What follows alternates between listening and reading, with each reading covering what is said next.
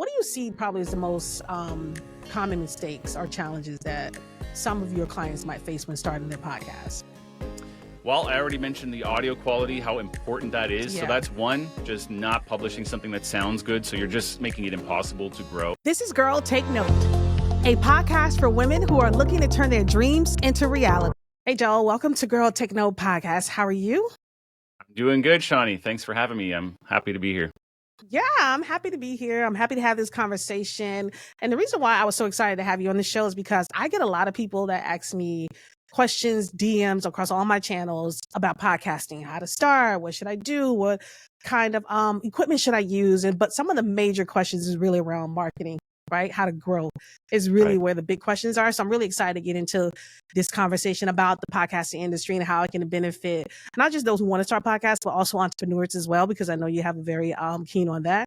So let's kind of jump into your background is in audio engineering, right? But you built a successful business around podcasting.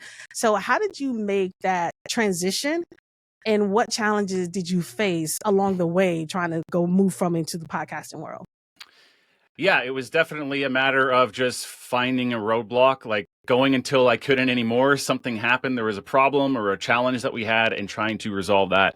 So I originally started out doing voiceover work online, and that was really cool. I was surprised. Like I started to get actual real money showing up in my bank account from the internet. That was the first foray, for me into that. And I thought, well, this is cool. How could I do more of that and like do this full time? I started traveling a bit as well, and that wasn't really compatible with voiceover because you need a proper quiet studio and a setup to record.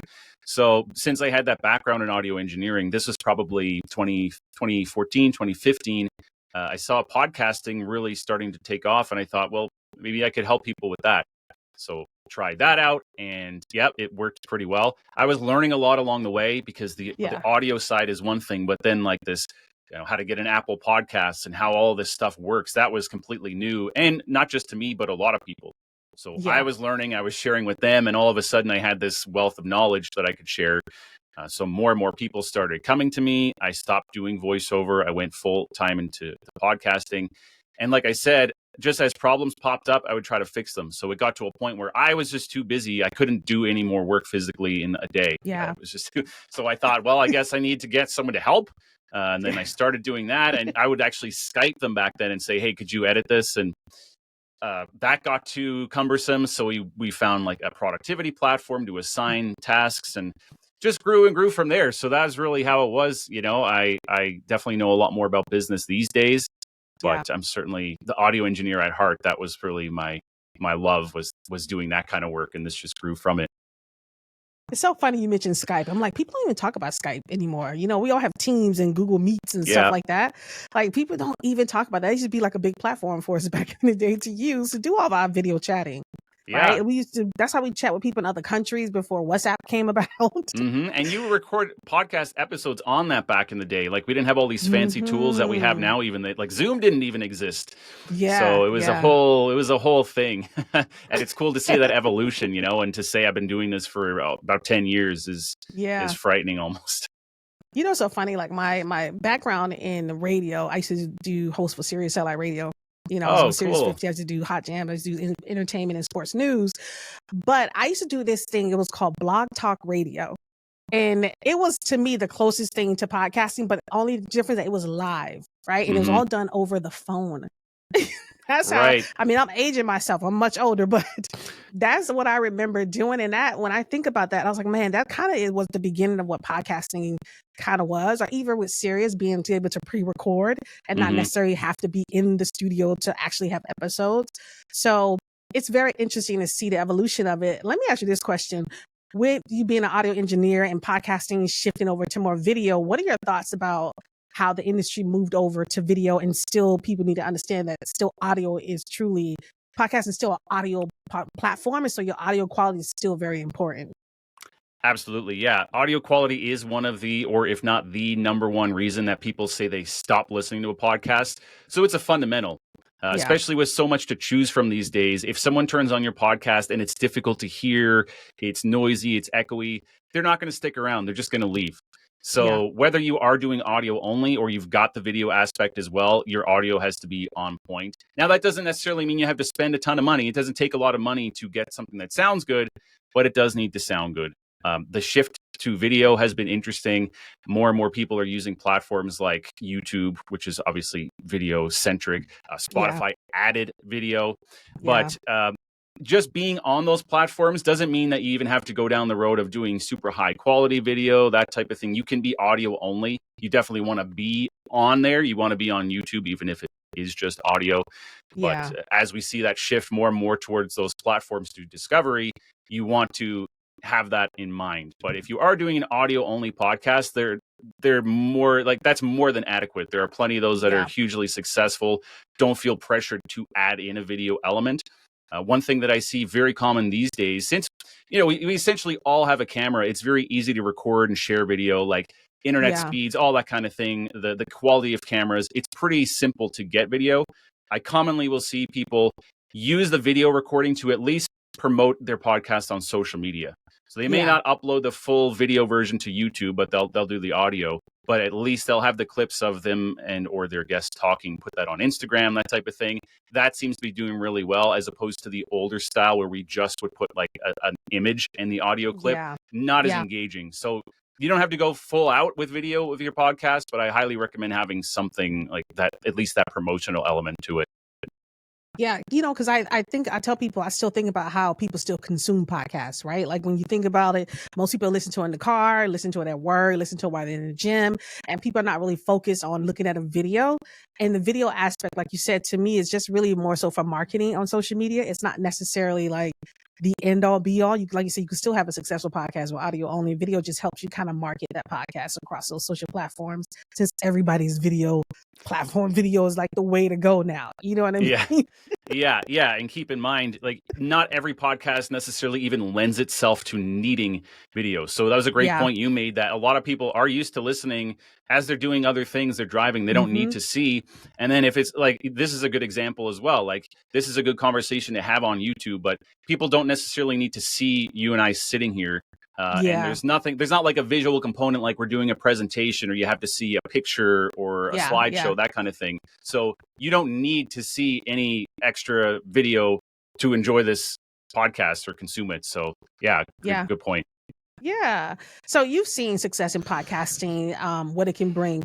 What do you think make podcasting such a powerful tool, or marketing tool that is, especially for entrepreneurs who are trying to either market like their coaching program or their product or service? Why do you think it's such a powerful marketing tool? Mm-hmm. The first thing I would say is that whole know, like, and trust thing. Now more than ever, especially with AI, and we don't even know what's really real online. People want to know that they're talking to a real person. And a huge way to do that is, of course, being online, having content, being on social media. So they tune in to your podcast. They get to know you over a period of time. They have those touch points. They hear your opinions. They hear what you're like. And it's not just the podcast. That's one thing, like getting to know you, getting to see you, that kind of thing. But also that branches off from there is the ROI that you can get when you repurpose content. So not only are you getting that know, like, and trust factor, but it's like easy and can be automated or delegated to create content for other platforms. So they don't only have to come to your podcast to consume that. That could be stuff that goes on Instagram, clips that are created from your show, goes on Instagram, goes on TikTok, all these platforms. You could write a newsletter from the episodes. And as I mentioned, it doesn't have to be you doing that. You focus on doing the episode recording. You can have a team doing all these other pieces of content for you. So not only is everyone getting to know who you are and trust you and like you, but on various different platforms outside of just the podcast. Yeah. I think it's important too to have that platform. With podcasting, it's such a dedication. So what do you tell entrepreneurs who want to get into the podcasting space? What do you tell them about the time commitment and how you have to be dedicated to this? Because if you want to see, because a lot of people get into podcasting, they want to see like growth from day one. And that's just really that's not how it works. Like, it's a slow burn here. You know what I mean? So how do you set that level of expectations for entrepreneurs that want to start podcasting? Like anything, yes, it takes time to build. That's going to apply to anything, a business, a YouTube channel, a mailing list. It's all going to take work. So the first thing I tell them is if you think this is going to be an overnight thing where you get famous or something, or you just have, it's just not going to happen. It's not realistic to happen in virtually any medium unless you already have a big social media following, which can help boost when you launch a podcast. It's just going to take time. But I strongly believe that if you do the proper things over time, consistently for a long enough period, you will get results. Like, it's hard not to. Okay, so that's one of the things, is that commitment is required. I also like to talk about why. What are your goals? What are you hoping to get out of this? Because maybe podcasting isn't the right path for you, or maybe it is. But I want to understand first, what do you have in mind in terms of like, why are you pursuing this? Is it for your business? Are you like, you want to promote some kind of product? Is it compatible, with what you're trying to do? And also, I would say there a budget as well, because there is a cost to podcasting. That could be time, or it could be money, depending on the situation. If you're trying to start out on your own on a low budget, it can be done. I caution people about not spending too much time at it, and also not doing something that actually paints you in a negative light. So I don't not to say you have to go hire an editor, but it's easy to think, well, I turned my mic on and I recorded it, so it's fine. But there are actually things that you may not even be aware of, and then you're trying to paint yourself in this as a professional, as someone you should do business with, and you end up putting out stuff that's kind of embarrassing or doesn't sound good. That's not good. Like, that's having a negative effect. So keep that in mind when you're starting out, for sure. Maybe if it is like a serious business, get some advice, do some proper research to make sure what you're putting out there actually looks good. But those are the three things. It would be like, why are you doing it? Can you sustain this budget time-wise or money-wise over the long term? And are you committed to the long term? I say a year minimum. If you can't commit to doing a podcast for at least a year, don't even bother starting. But ideally, realistically, it's going to take even longer than that. But I think when you do that consistently, it will pay off. Yeah, I agree too, is that you have to come in this thing realistic, because what you see across social media doesn't necessarily equates to, and I tell people too, a lot of times when I get questions, I say, listen, your social media following does not equate to listeners. You know what I mean? Because a lot of people consume social media on social media. To actually convert those followers to actual listeners, it's difficult to do. But that's why I'm like, they have hosting platforms where people actively look for podcasts to look for on those platforms. So don't think just because someone has a big social media following does not mean all those people listen to their podcast as well. You have to remember that piece too. It's important. Yes, and I've seen people maybe have the goal of going viral. They want a post that goes viral, and it does, and it translates into almost literally zero new listeners for their podcast, because a person that saw viral, they just don't care. Like, it's just not what it's about. So we want to see sustained growth over time, and this is something I've thought about too. Like, I see these just random things on Instagram Reels, like of a dog smiling or something, and it's got all these views, and as content creators, we're here thinking, I'm working so hard to create content, put it out there, it's so slow, it's not growing, and then this dog has all these views. But that wouldn't have translated into anything for you anyway. You've got to do that consistent over time path to get results, and that's just the way it is. And I've been dealing with podcasters, of course, for many years, but it was only this year that I started my own podcast and kind of came out from behind the scenes. And I've told people many, many times how it takes consistency and patience, and you've got to stick with it. But when you're actually the one doing it, I see it's a totally different perspective. Like, you're doing months and months and months of content, and it's slowly growing, but it really is it's just how it is. It's not going to happen quickly. You got to hang in there. And you do. You really do. And, and then you'll gain those listeners. And, it doesn't matter if you have 20 or 20,000, those 20 people show up every week to listen to something, then you have to be able to deliver for them. So I understand that, because it's still, my podcast is still growing. We're seeing great growth, but still it's slowly growing. And so I want to get into podcast growth, because I feel like that's like one of the main things that most people are either confused about, don't really know how to do, or just there's so much chatter online about how to grow and all these different strategies that people want you to try. And so I want to talk about that. What are maybe 2 strategies that you think can help people grow their podcasts? Sure. Yeah, there's typically There's typically 4 pathways that I talk about, and I don't think it'll take too long to cover those. So I'll do the 4 if you don't mind. So number 1 would be optimize. So with the content that you're actually publishing, think about your titles, your show notes. You want to have proper keywords in there. This is for SEO as well, so search engine discoverability, that kind of thing. So the organic side of things, make sure that all the written stuff that you're putting out there is optimized. You don't want your show notes to be too short. You want the proper keywords in there. So that's number 1, optimize. From there, I like to talk about connecting. So this is all people-based. Cross promotion. So having other guests on your show, appearing as a guest on other people's podcasts. You can even swap in a lot of cases. Thinking about your audience, connecting with them on social media, interacting. It's not just a one-way publishing stuff and hope for the best. Like I mentioned earlier, there are a lot of options. So you want to be, responding to comments quickly, posting some interactive content, that type of thing. Remember how crucial people are, because that's who's making your business, right? Exactly. People. Repurposing is the next one. I mentioned that already. You can get this much bigger ROI from podcasting by making the most of your content and repurposing it. So don't just put out the episode and forget it. We can turn this into social media posts, email newsletters, blog posts, books, courses, live streams. It's like unlimited virtually. Okay. And like I mentioned earlier as well, the delegation and automation is huge.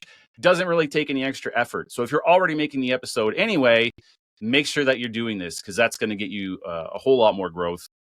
And finally, actual promotion. And I like to think about this in paid means and unpaid. So paid could include like buying a sponsored email list. So someone who has a newsletter, you make an appearance in there. You can buy guest time on social media, you can buy guest time on like other podcasts. You can actually appear and you have to pay for that, but make sure it's all ethical. Social media marketing campaigns. There are apps like Spotify, Pocket Casts. So people who are listening to podcasts already, you can pop up right in front of them. And then the unpaid would be like Facebook, LinkedIn groups, where you're kind of spending a bit more time interacting, developing relationships within a community. Like going to events in person, like conferences, depending on your industry, is great as well. You can't beat just meeting people face to face. But that's the 4 things that I see it as, like that's the means by which you grow a podcast. Yeah, and that's good. I think, like you said, with the SEO, and I think understanding that these platforms that we are on, Spotify and Apple, they are trying to become search engines where people are actually searching on those. And so being able to understand, because a lot of people just don't know what SEO is. You know what I mean? I think a lot of people that start, they have no idea that it's search engine optimization. They don't know what it means. They don't know about long tail or short tail keywords. And so it's difficult for them to navigate growth, which is why they have a hard time doing it. But also it's just that level of expectation. I think that's really what it is like, understand that it's just going to take time. It's just not that kind of industry where, like you said, unless you're a celebrity, right? And you come out with a podcast, you're going to get 1 million downloads because people already know you. But when you first come out, I tell people, listen, nobody's going to be listening. It's like when I tell people they go live. When you first go live, nobody's going to be there, right? But you still have to get in the habit of doing it in order to see some growth behind it. So I like that. What do you think is one of the most valuable lessons you've learned throughout in being on the business side of podcasting and now on the hosting side of podcasting? Yeah, that hanging in there for sure. You feel like no one is listening. I wouldn't dwell on this too much either, but like if you are hesitating putting content out there because you're going to be judged or you're going to get some kind of stupid comment or something, just forget about that. Like if you're not getting those kind of comments, it means you're not doing anything. So get past that. I kind of knew that already, but it's kind of comical to see, like, you start putting stuff out there and you just get the most nonsensical random troll just has to like write something mean. I didn't need to see that today, but that's like, don't worry about that kind of thing. It's just guaranteed you're going to get it. But otherwise, it's just that consistency, because it does feel so lonely sometimes, or like nothing is happening. But go listen to any of the biggest creators out there. They will tell you. There's a couple of guys that I listen to, and they say for a YouTube channel now, it's like 3 to 5 years. Yeah, it just takes time, and it can feel strange that you're just doing it week after week. You're showing up, and like nothing really is going on, but it will. Now that said, do make sure that you're doing everything properly. Like if you're making bad content or it's not valuable or it sounds bad, then no, it's probably not going to grow very quickly or at all. So do the best that you can to make sure what you're putting out there is of value and interest to your audience, but also just have that patience as well. And that's one of the things I like about podcasting is you just know if I do this thing right, if I show up, if I put out good quality content over time, it will work. Because something I've suffered, probably all of us entrepreneurs, I've suffered from is like not knowing what to do. What do I do? I want new clients, but I hear we should do this. We should make YouTube. We should do a newsletter. We should go. It's like, I don't know what to do. But if you just pick something and stick with it, like podcasting, I know I've seen it work, but we just do it right and do it for a proper period of time, and it can work. So I love that certainty. I just know show up and do my episodes and things are going to be fine. Listen, that's how I do it too. Like, that is so true that I don't know what to do. That is such a true statement right there, because in entrepreneurship, in podcasting, whatever it may be, sometimes you just don't know what to do. Like I said, you're doing all these episodes, you're not seeing that much growth, and people get so discouraged, from it. And I'm just like, you still just have to hang in there. You really do, because it is rewarding. And, podcasting is actually something that I actually love doing. So I feel like it has to really be something that you really like doing. Like, I'm really comfortable behind the microphone, really comfortable talking with people and asking questions. And I think it just comes from my whole radio background altogether. But I really enjoy it. Like, I enjoy sitting here listening and learning from other people, because I'm not a person that knows it all. And that's why I was like, I'm excited to have Joel on the show. He gonna drop some knowledge, some gems, some things that I need to know. That's going to help me with my own podcast and continue to grow. Yeah, so, and you've stuck in there for 100 episodes, which is fantastic. So episodes. You're doing it right. I was so surprised that I could not even believe, like, oh my God, it's been 100 episodes already, and it seems kind of fast. And I'm coming up on 2 years, actually on October 25th, of the podcast. And so I was like, I'm doing it. I'm actually doing it, and I'm beginning to see, like I said, now I'm beginning to see a little growth. Like, slowly but surely is getting there, and I'm excited though. I'm excited for another 100, another 200, 300, 400 to go. I love what you milestone. Mentioned. Absolutely. Yeah. And like you said, it's growing. It'll take time, but this is a thing, like so many people will give up, that just by not giving up, it puts you in the, like, a higher up category of people to begin with, just because you didn't stop. So it's a challenge, but so many people just quit. You didn't even see all of them. They're not even doing it anymore. So by just doing all those episodes, you're automatically bumped up, which is great. And one thing I love that you mentioned there too is the learning from people. When I mentioned the ROI from repurposing content, I should also have mentioned that, what you just said, because I love that aspect as well, because you're getting such a good return on your time. You can have people on who know something about something that you want to learn about. Whatever that is in your business. I wanted to learn about like how to send newsletters, and I had a guest on who that's all she does. So I'm literally like, you're getting a free hour of coaching from a professional. Essentially, you're sharing that with your audience. It's so cool. Yeah, I think it's really cool. So tell us, how do you support entrepreneurs podcast through, like, the East Coast studios? What services do you offer to make their lives easier? So the thing, we've kind of evolved this over the past year, and working with clients and talking to our top clients to see what they needed help with.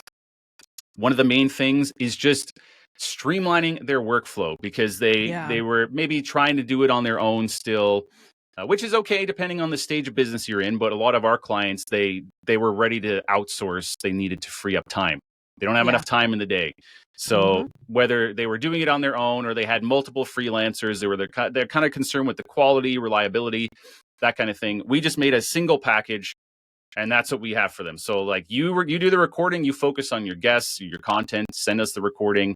Don't think about it anymore. So the audio editing, the video editing, the clips for social media, the show notes, the uploading, we do all of that for them.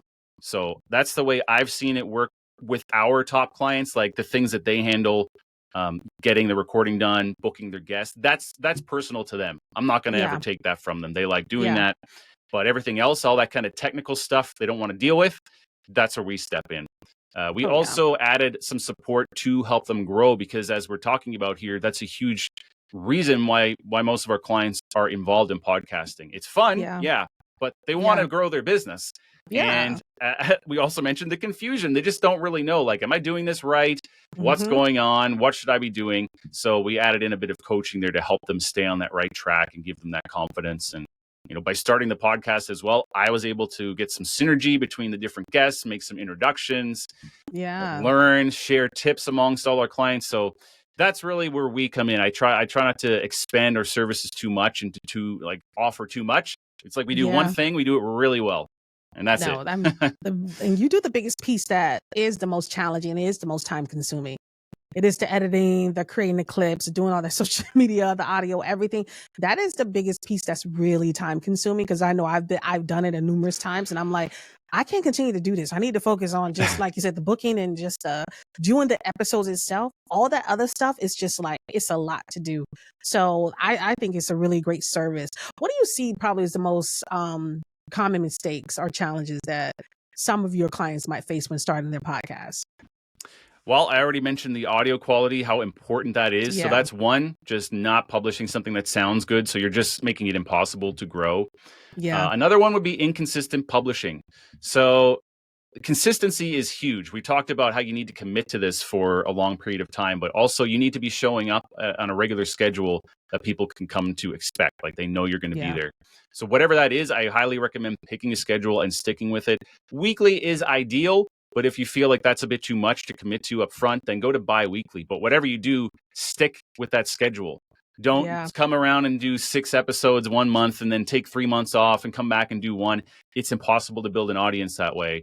And if you're just doing it for fun, it doesn't really matter then. You do whatever you want. But if we're trying to actually get some results from here, consistency is a huge one.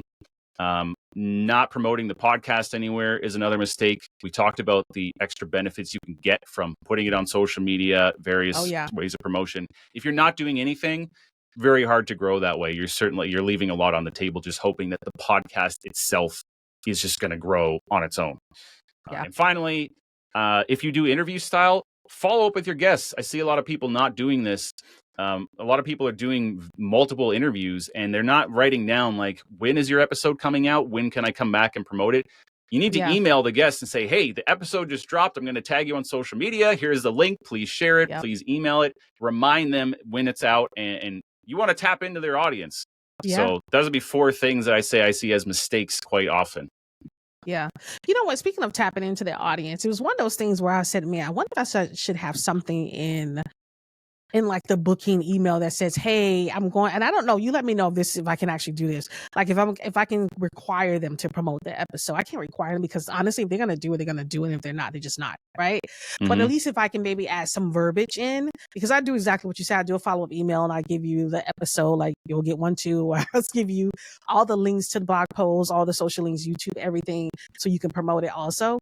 But I was starting to think about, hey, maybe I should add somewhere in the booking when they book that, hey, expectation is to promote this episode as well on your end to your audience. So that way we can help see the numbers for this episode grow. Is that something that I can put in there? Or is it something you probably think I should just mention to the guests while we're offline? Yeah, that's a good question because there could be I'm trying to think of the possible variables here, possible issues that could arise. That's the kind of mind that I have.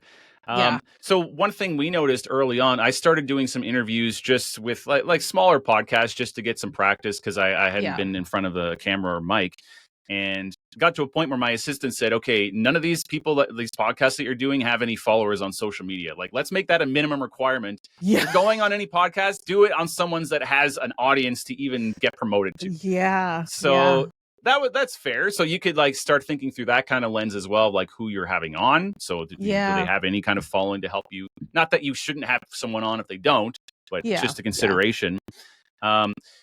Require, I guess the word require is what I'm thinking about, because you could require it, but what if they just decide they don't want to, they didn't feel that they did a good performance that day and they don't want to, now are you going to sue them?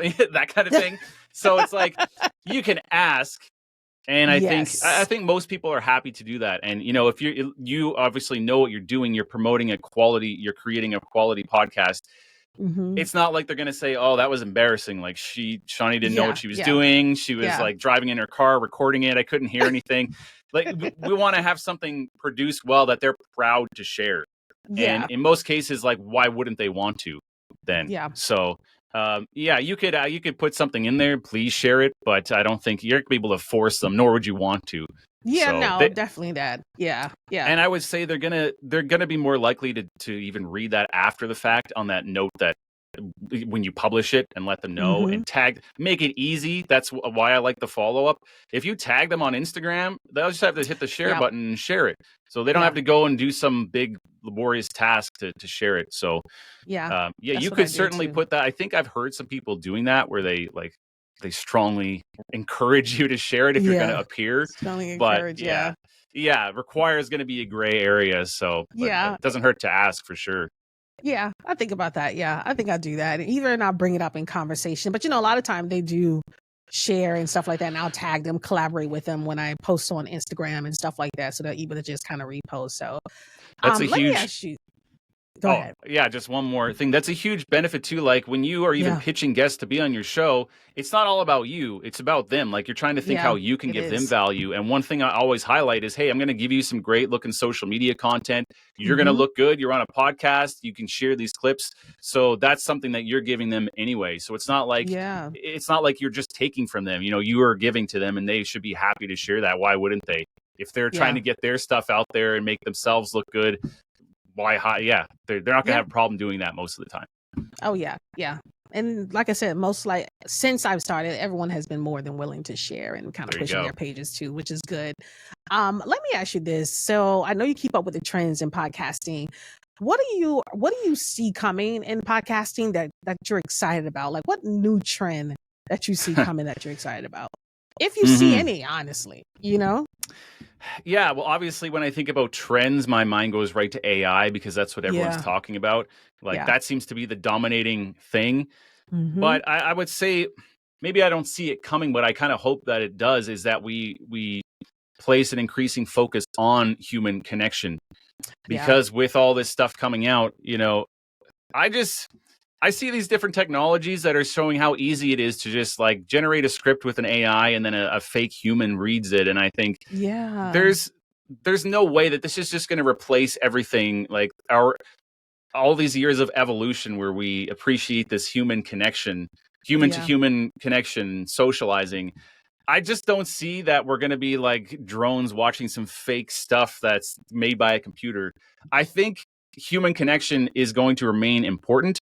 So despite this AI stuff coming out, whatever it does, I think we're still going to have a place here for podcasting and content creation where maybe more than ever, we're important to be here and to show that we're actual real people. So I'm kind of uncertain about where this is all going or what trends will come from it. But I go with that attitude that I don't think anyone should be afraid of being replaced by AI when it comes to content creation. I think we're always going to need that connection. So I have that hope as we move forward into this very uncertain time. I know, right? You're right. I think it's so freaky sometimes when I sat through this online seminar or conference, I guess, and they showed us how you can clone yourself. And it's just such a scary thing to think about, because when you think about like security, online security and stuff like that, it's a big issue, but being able to clone yourself and then have that person running your podcast, it could be strange. I believe it could be strange. So I talked with another podcaster. He's a big podcaster too. And I asked him the same question, and I'm going to ask you how you feel about this. He feel like podcasting is going to probably move more from virtual. Now, he said virtual won't go away, but he said, but I think people are going to start to want to see more in studio type of conversations. And I was like, okay, I could see that's possible. I know a lot of people have studios and stuff like that. Virtual is just a lot more convenient for a lot of people. What are your thoughts around that? Maybe moving more into the studio element versus so much virtual. Did he give any? I'm curious if he had any specific reasons why he believed that. I don't think he did. He just feel like we're probably going to just get back to a place where people just want to see two people on a screen together versus separately in these different boxes. That's just kind of what his theory was around it, that he see he see us probably going more into that arena. He did talk about AI. He touched on some AI as well in terms of like just the processing of podcasting and stuff like that when it comes to like, getting things out a lot quicker, automation, like you talked about. But I thought it was interesting when he mentioned maybe seeing podcasting go, move more in the direction of in studio, two people in studio versus just two virtual people talking over. Well, I never like to act like I know everything or that my opinion is always correct. I'm always open to learn. So I'm sure we could come up with some reasons right now why that may be the case. Yeah. I am kind of surprised, honestly. I wouldn't have thought that. I know during COVID, obviously, we were all kind of stuck alone, staring at screens and really eager to get back out into the world again. I think that's kind of behind us now. That definitely had an effect on us and got us comfortable with this type of interview. So perhaps people will want to see more authentic in-person type content. But the thing that I'll say is probably for you as well, but for me and a lot of the clients that I work with, most of the interviews I've ever done, they wouldn't have happened if I had to rely on doing it in person. Yeah. It just, the idea of doing it online makes things so much easier. You can connect with people anywhere in the world. So if there will be an appetite for studio-based content, possibly, but the quality of this online recording has only gotten better and better. Like we might as well be sitting in the same room right now. There's very little lag. The quality is high. And we're able to produce great content with people virtually anywhere. So maybe, I just got to go with maybe, but the way I see things, I don't think so. I think in-person content, in-person interactions are very important. One of the ways I see this done is more and more business owners now creating communities and having in-person things like a retreat or bringing people together for a weekend at a conference, that kind of thing. So there's going to be an in-person element to it. But in terms of the actual content, I don't personally see why we would be moving away from this at this point. Yeah, I think so too. Like I'm with you. A lot of my podcast episodes wouldn't happen if it wasn't for virtual. It just wouldn't never happen because one of my studio is in my home, right? So you're not going to invite everybody to your house. So it's like it just works better for me to be here. Kids coming home and stuff like that. It's just way more convenient. So look at y'all. This has been a good episode, a really good episode. If you can give one tip to aspiring podcasters or entrepreneurs who want to start a podcast before we close this out, what would it be? I know you probably got 1,000, but just one good one. If you are afraid of doing it, but you've got a business or something that you want to promote, just go. Like that's okay. Yeah. Let me give you this because I mentioned that I started our podcast relatively recently. Yeah. And all I could think about was why didn't I do this a year ago or 2 years ago? Me because too. As we've talked about that certainty, like if you do it right, whatever it is, you're going to be learning along the way. So don't expect to start out with perfection. But yeah, even that, if you started it earlier, you would be through that phase of learning already. You'd be this much farther ahead. You'd be like all those people you look at on social media and say, well, they've been, Shaunie, she's 100 episodes in. How am I ever going to get there? Well, starting now, or like the best time to start was yesterday. The next best time is today. So think about like the reasons I mentioned, the considerations before starting. But otherwise, just don't get hung up on that delay anymore, because that's my biggest regret was I should have just done it sooner. So if you've been thinking about doing it, get your reasons in order. Think about if you really want to do it and just get going and stop waiting. I hear a lot of people say that I just waited and waited and waited. You're going to regret not doing it sooner. So figure it out and go. I like that. I agree with you 100%. And I wish I would have started a while ago too, because then who knows where I'd be right now. Right. Right. Yeah. And so this has been good, Joe. Thank you so much for coming on and dropping all this knowledge that you dropped on us today. I appreciate it. I appreciate the opportunity. Thank you. It was great to chat with you. Yeah. All right, guys, listen, I am Shaunie Sanders. This is the Girl Techno Podcast, and I will talk to you next time.